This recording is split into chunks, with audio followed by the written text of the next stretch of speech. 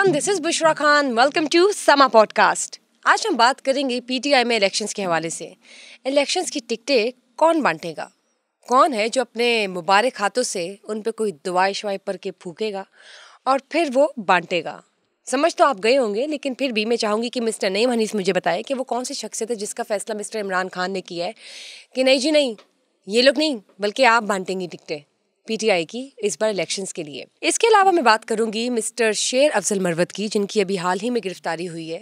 लगता तो है कि बहुत क्लियर और सिंपल सा मामला है, लेकिन क्या जो हम देख रहे हैं वही सच है या जो हमें नहीं नजर आ रहा वो सच है? जानना चाहूंगी कि क्या ट्विस्ट है, कहीं कोई चीज़ ऐसी तो नहीं जो अभी छुपाई जा रही है आवाम की नज़रों से। इसके अलावा एक और बात है जो मैं जानना चाहती हूँ और मैं चाहूंगी कि आप लोग को भी मालूम हो। फाइनली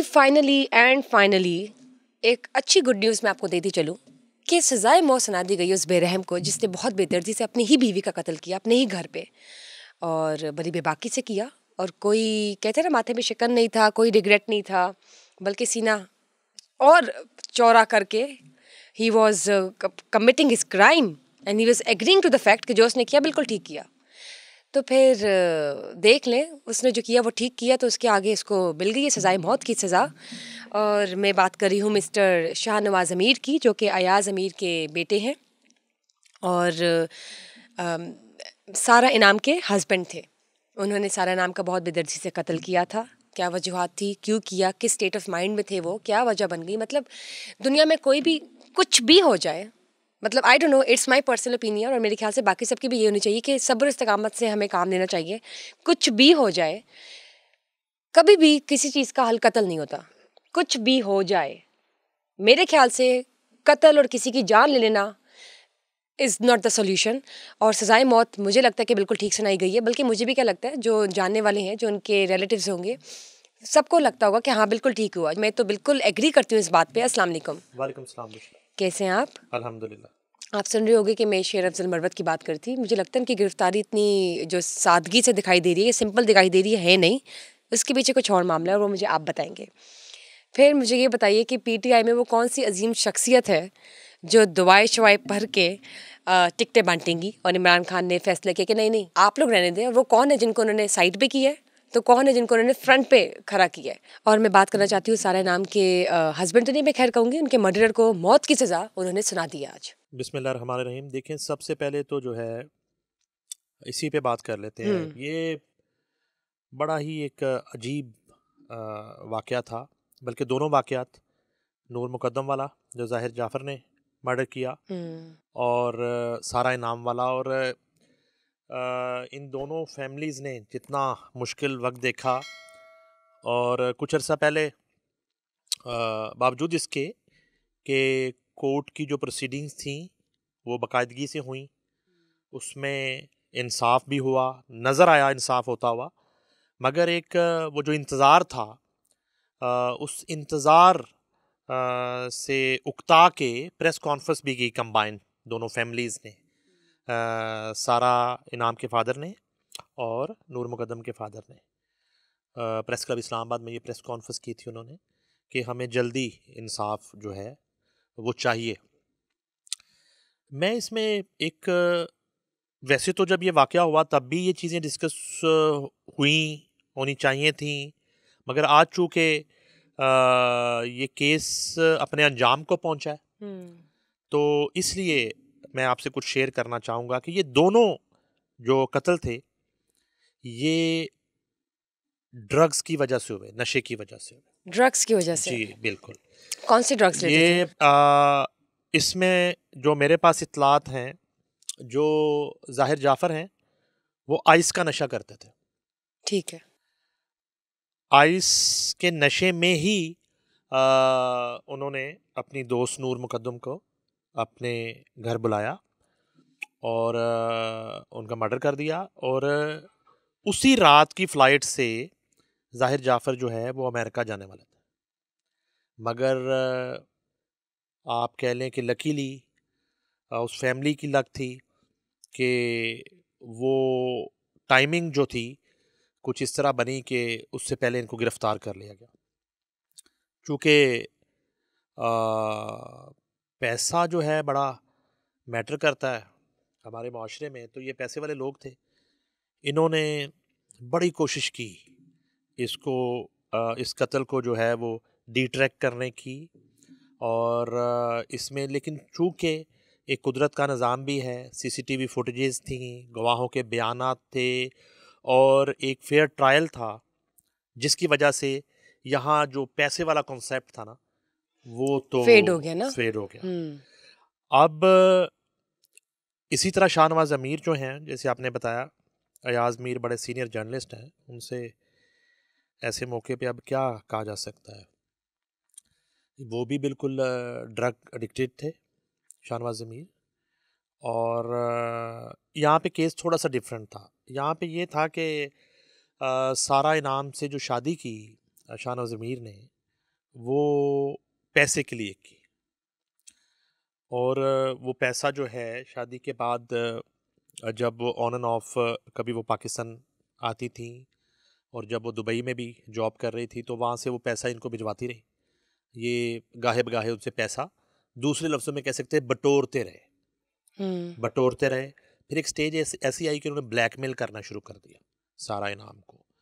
और ये वाक़या भी बिल्कुल नशे की हालत में ये कत्ल हुआ था। अगर ये मेडिकल रिपोर्ट्स जो हैं इनकी कोर्ट में जमा हुई नहीं हुई, अब तो खैर डिसाइड हो गया है, अपील का एक हक है, मगर जितना एक क्रिस्टल क्लियर जो है वो ओपन एंड शट जिसको कहते हैं केस है, मेरा नहीं ख्याल कि इसमें अपील में भी कोई रिलीफ मिलेगा। अमूमन होता है कि सज़ाए मौत जो है बुशरा वो उम्र कैद में भी बदलती देखी हमने, मगर यहाँ सूरत हाल इस तरह की नहीं है।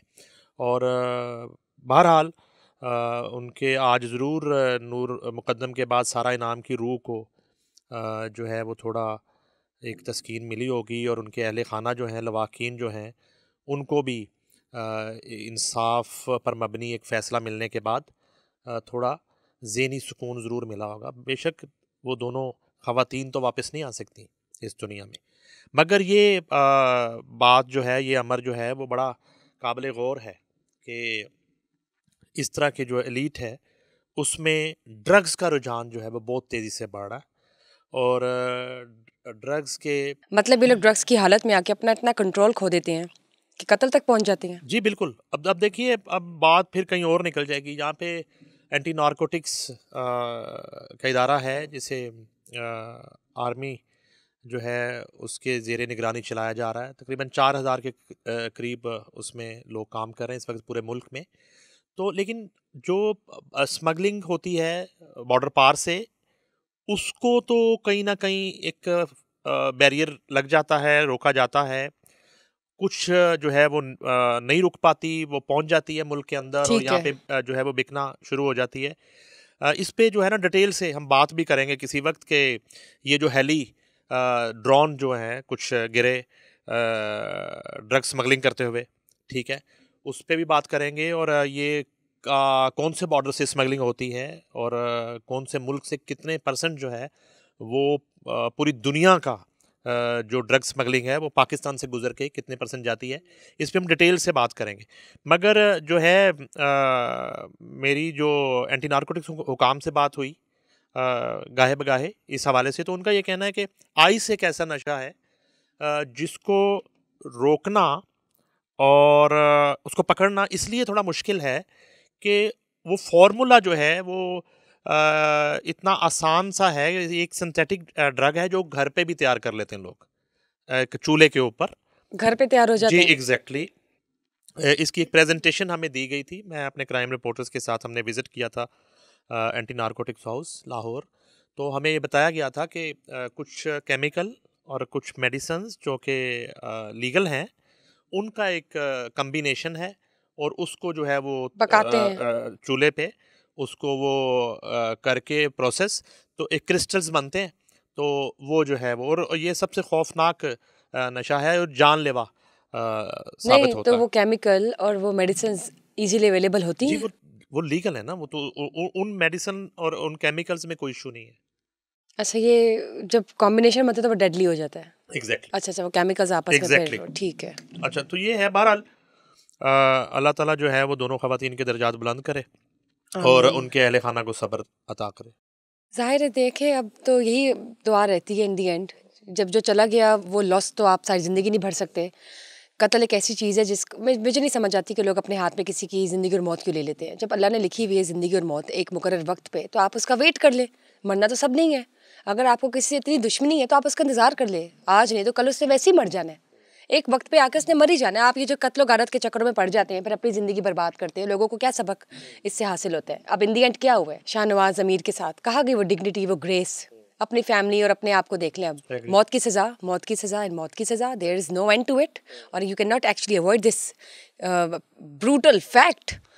और बस क्या रह जाता फिर। अब काश हमारी माम को अक्लें आ जाए, ये जो इवन कि अगर ड्रग्स के थ्रू वो इस मुकाम तक पहुंच जाते कि उनमें इतना कंट्रोल नहीं रहता कि वो कत्ल वगारत तक पहुंच जाते, तो आई होप कि उनको हिदायत मिले और वो इस चीज़ से बच जाए कि किसी के साथ अज्यादती हो। क्योंकि देखिए ज़िंदगी मौत तो वैसे ही लिखी है अल्लाह ने, तो फिर आप कत्ल के चक्करों में क्या पड़ते हैं। वेट कर ले भाई, वैसे ही सबने मर जाने एक दिन। You guys can have a relaxation I guess. Anyways, अगर we move on to another topic, let's get to the political side also. I wanted to know कि इलेक्शंस के लिए पीटीआई ने किसको मुकर्रर किया है टिकटें बांटने का, जो कहते हैं ना टिकटें बांटने का रोल किसको दिया गया। देखिए वो आपने अपने इंट्रो में भी इशारा किया, वो बड़ा एक बाबरकत तरीका अपनाया जाएगा। वो क्या वाई क्या ये चक्कर पहले है भी हो चुका है। ये पहली दफ़ा नहीं हो रहा। मैं आपको 2018 के जो इंतखाबात हैं उसकी भी कहानी सुना दूंगा कि टिकट्स जो थी किस तरीके से फाइनलाइज होते थे और किस तरह से आखिरी वक्त पे आके टिकट्स कैंसिल होते थे। तो इतलात ये आई हैं कि बुशरा बीबी को जो है ये सौंप दिया गया है बानी पीटीआई की तरफ से कि बुशरा बीबी टिकट्सों का हतमी फ़ैसला करेंगी। और वो जो है ज़ाहिर है कि अब जो है उनकी जो सिस्टर्स हैं अलीमा ख़ान और बाकी जो तीनों बहनें हैं उनको बिल्कुल भी इस मामले से अलग कर दिया गया है। यानी कि आप ये कह सकते हैं कि जो सर्द जंग एक चल रही थी बुशरा बीबी और उन बानी पीटीआई के बहनों के दरमियान, वो जो सर्द जंग थी वो एक दफ़ा फिर से दूसरी मर्तबा, तीसरी मर्तबा, चौथी मर्तबा, बल्कि हर मर्तबा बुशरा बीबी जीत गई। ठीक है जी, वो ठीक है। तो यही इतलात हैं। और इससे पहले जो आपने वो सुनी होगी ऑडियो सरदार लतीफ़ कोसा की और बुशरा बीबी की, और उसमें भी और उससे बहुत पहले से जब वो ज़मान पार्क में शिफ्ट हुई बनी गाला से, और वो जो वाक़यात हुए और उसके बाद उनकी सिस्टर्स को उस घर से जाने को कह दिया गया और एक बाकायदा फिर उन्होंने अपना पूरा होल्ड वहाँ पे कर लिया ज़मान पार्क में। तो अब ये तय पाया है। अच्छा, मैं जो आपको बात कर रहा था 2018 के इंतखाब की, मैं आपको वाक़या सुना देता हूँ। फैसलाबाद की पूरी जो पट्टी थी, इसके टिकट्स जो हैं बकौल ओन चौधरी वो फाइनलाइज हो चुके थे। तो एकदम से एक पैगाम आता है कि वो फाइनल नहीं है, वो सारे नाम आप बुशरा बीबी को भिजवाएं, वो देखेंगी कि उनमें किसने कॉन्टेस्ट करना है और किसने नहीं करना। तो वो जो लिस्ट थी पूरी की पूरी फैसलाबाद की और सेंट्रल पंजाब की स्पेशली, वो बुशरा बीबी को भिजवाई जाती थी। और मोस्टली जो है मेरे ख्याल में 99% वो टिकट्स जो पूरी एक इनकी कमेटी थी पाकिस्तान तहरीक इंसाफ की, जिसमें बड़े बड़े नाम थे, उन्होंने फाइनलाइज किए हुए थे वो सारे नाम शॉर्ट लिस्ट किए हुए थे, वो सबको कैंसिल कर दिया गया था। और फिर 3-3, 4-4 नाम ओन चौधरी को ही पर्ची पे लिख के दिए जाते थे कि इस हलके से ये इलेक्शन कॉन्टेस्ट करेंगे, इस हलके से ये कॉन्टेस्ट करेंगे, इस हलके से ये कॉन्टेस्ट करेंगे। तो इस तरह फिर वो पूरी पार्टी इलेक्शन लूज भी कर गए। तो कहने का मकसद ये है कि अब फिर दोबारा से जो है वो उनको सौंप दिया गया है ये फैसला साजी बुशरा बीबी को, कि उनसे वैसे तो कहा गया जी उनसे मुशावरत की जाएगी, वैसे तो कहा गया है कि उनसे मुशावरत का कहा है, टिकट्स की डिस्ट्रीब्यूशन में मुशावरत की जाएगी। इन फैक्ट ये मुशावरत नहीं है, कैलकुलेशंस एग्जैक्टली उनको बिल्कुल इस सेल का हेड बना दिया गया है और वही फैसला करेंगी कि लाहौर के 14 हलकों से कौन कंटेस्ट करेगा, जनूबी पंजाब से कौन कंटेस्ट करेगा, सेंट्रल पंजाब से कौन कंटेस्ट करेगा। उसके बाद बलूचिस्तान KP के तमाम मुल्क के जो हलके हैं वो फैसला करेंगी। सिफारिशात आएंगी, अडयाला जेल से भी नाम आएंगे, मगर उनकी मुशावरत के बगैर और उनकी रजामंदी के बगैर कोई टिकट जो है वो किसी उम्मीदवार को नहीं दिया जाएगा।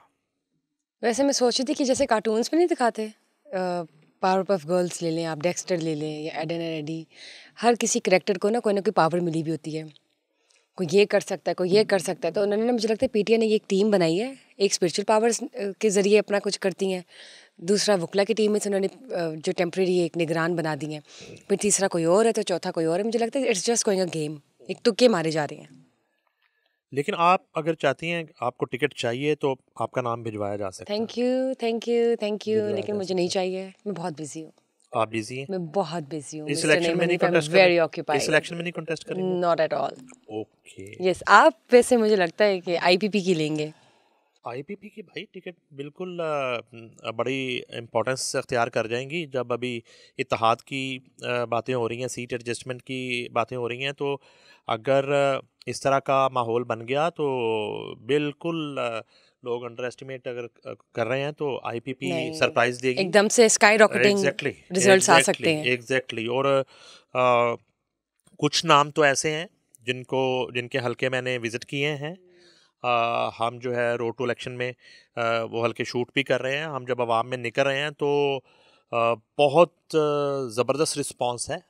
अगर अब्दुल अलीम खान साहब के नाम की बात करें, जहांगीर खान तरीन के नाम की बात करें, इस तरह के बड़े पोटेंशियल, डॉक्टर फिरदौस अवान इवन सियालकोट से बड़े पोटेंशियल जो है कैंडिडेट्स हैं, और इन्होंने अपने हलकों में बड़ा वक्त दिया है, बड़ा डिलीवर किया है, और बिल्कुल एक जुड़े हुए हैं ये अपने हल्के के अवाम के साथ। हो सकता है रिजल्ट्स इनके हक में निकल आए। और बहुत सारा उभरती भी पार्टी है। खुशरा, हमें बहुत सारा वोटर ऐसा भी मिल रहा है, बहुत से शहरी ऐसे भी मिल रहे हैं जो ये कह रहे हैं बरमला कि हम पुराने नारे, पुराने वादे, पुराने फेसेस और पुरानी जमातों पे अब भरोसा नहीं करेंगे। जाहिर है, तो सबको चेंज चाहिए, exactly. सब कुछ। और हम किसी को नई सीट देना, मतलब किसी को चांस देना, बिल्कुल इसमें कोई बुराई नहीं है। There is no harm in it, बल्कि देना चाहिए, क्यों नहीं। जब तक आप किसी और को नहीं जगह देंगे तो कैसे पता चलेगा कि देयर इज अ चेंज और डेवलपमेंट। आप एक ही को बार रिपीट करके बुलाते जा रहे हैं। अपने पाँव पे आप खुद कुल्हारा भी मारते हैं, फिर आप गिले भी करते हैं, फिर आप मसलों में भी आते हैं, फिर आप लोग सड़कों पे निकल जाते हैं, प्रोटेस्ट भी करते हैं। तो ये तो अवाम ने खुद सोचना ना कि उनको अपनी बेहतरी के लिए क्या चीज़ बेहतर लगती है। और मेरे ख्याल से वो ये खुद सोचे, हर एक बंदा इंडिविजुअली सोचे, जो वोट का हकदार है, जो दे सकता है अंडर अबव 18, कि किसको डालना चाहिए। मुझे ये बताइए, जो अभी गिरफ्तारी हुई है शेर अफजल मरवत की, आपको क्या लगता है कि ये जो वाजिया इतना सामने से इतनी सिंपल सी दिखा रहे हैं पूरा सिनेरियो, ये ऐसा ही है या पीछे कुछ और मामला है? नो, पीछे बड़े खौफनाक मामला था। ये इतना सादा मामला नहीं है जितना ये दिखाई दे रहा है। ठीक है, क्या हो सकता है उसमें? हो सकता नहीं है जो करने की कोशिश की जा रही थी और की जा रही है, वो हो सकता नहीं है। अब हो ये रहा था कि कुछ मफरूर 9 मई के और कुछ ऐसे लोग जो 9 मई में नहीं हैं वो भी शामिल है इसमें। और PTI की मौजूदा बची खुची कुछ लीडरशिप है। ये लोग प्लान कर रहे थे बिफोर इलेक्शन लॉन्ग मार्च की, और लॉन्ग मार्च जो है वो बानी चेयरमैन के फेयर ट्रायल और रिहाई के हवाले से एक लॉन्ग मार्च प्लान किया जा रहा था। और दर हकीकत ये लॉन्ग मार्च नहीं था। लॉन्ग मार्च जो है उसका जो असल नाम है वो है लश्कर कशी। लश्कर कशी रियासत के खिलाफ करने की साजिश की जा रही थी। मैंने पहले भी एक नाम आपसे डिस्कस किया था, हाफिज फरद का, वो भी शामिल हैं इस सारी सूरत हाल में। हमाद अजहर बददस्तूर कहीं छुप के बैठ के छुपे हुए हो, तो वो जब आएंगे बाहर तो या तो पकड़े जाएंगे वो, इससे अच्छा वो खुद ही जाए, कन्फ्रंट करें और चीज़ों को क्लियर करें इलेक्शन से पहले। देखिए, हम उनकी तरबियत करने के लिए तो बैठे नहीं हैं। हम्म वो अपना शौक पूरा कर लें। हम्म अब ये मुमकिन नहीं रहा कि आप लश्कर कशी करें रियासत के खिलाफ, और ये साजिश जो है ये प्लान की जा रही थी। इस गिरफ्तारी के पीछे ये एक बहुत बड़ा इशू जो है वो कार फरमा है, इस गिरफ्तारी के पीछे भी। और आइंदा चंद रोज़ में कुछ और गिरफ्तारियां भी होंगी, आइंदा चंद रोज़ में कुछ और गिरफ्तारियां भी होंगी। और कुछ केसेस में बहुत तेज़ अब ट्रायल्स होने के बाद फैसले भी मतवक्को हैं, बहुत जल्द फैसले भी आ जाएंगे। देखते तो हैं। ये एक साजिश जो थी, जो आप बात कर रही थी, मैंने इसलिए वहाँ पे ये जुमला कहा कि हम तरबियत तो करने के लिए बैठे नहीं हैं। 9 मई जैसे घिनौने और घटिया इस एपिसोड के बाद अभी भी वो सोच जो है वो कहीं ना कहीं मौजूद है। बिल्कुल। वो सोच अगर पनप नहीं रही तो वो ख़त्म भी नहीं हुई, देखिए, जिसको आप नज़रिए का नाम देते हैं। नज़रिया मुल्क दुश्मनी नज़रिया नहीं होता, रियासत दुश्मनी को नज़रिया नहीं कहा जा सकता। तो मेरा ख्याल है कि जिस अंजाम का शायद अंदेशा नहीं था बानी चेयरमैन पीटीआई को, शायद उन्हें वो नज़र आने लगा है, जिसकी वजह से डेस्परेटली अब जो है वो कुछ इस तरह की इक़दामात उठाए जा रहे हैं। इस तरह के इक़दामात और इस तरह की साजिशें जो हैं वो कहीं ना कहीं प्लान की जा रही हैं।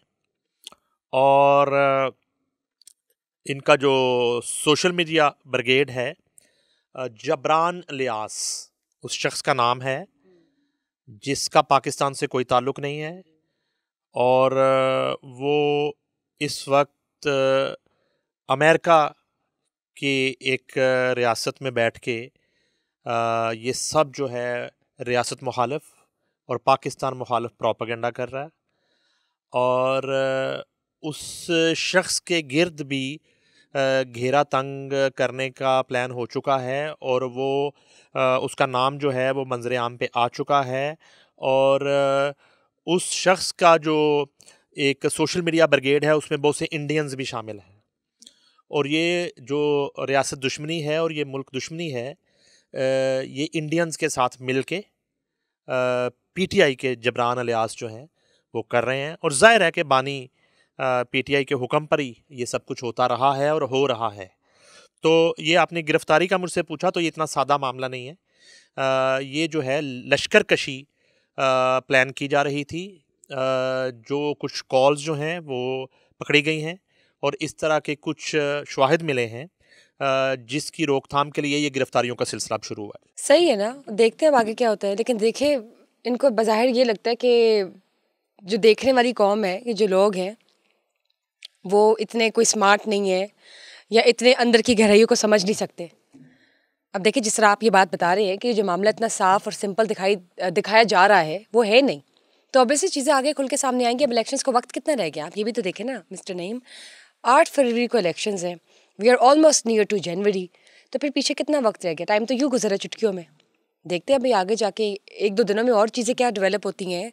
अभी जो जजेस के साथ तकरार चल रही है इमरान खान की, उसके बाद और क्या चीज़ें सामने आती हैं। अनीमा खान की जो कॉन्फ्रेंस हुई है उसके बारे में भी बड़ी बातें हुई हैं। अभी लेट्स सी आगे क्या होती हैं, और ये जो बातें हो रही हैं इनमें कितनी इम्प्लीमेंटेशन ये लोग करते हैं अपने एंड से, और क्या महज ये सिर्फ बातें हैं जज्बात में आके, या बस ऐसी just to divert attention, ये उधर की बस लगे हुए हैं। Let's see, inshallah. Thank you for being here and letting us know about the insights. Whereas, thank you guys for watching us today. And of course, we are definitely catching up with each other till we get back to the next episode. Do not forget to share, like and subscribe our Sama podcast. As always, Bushra Khan's just leaving. Bye-bye.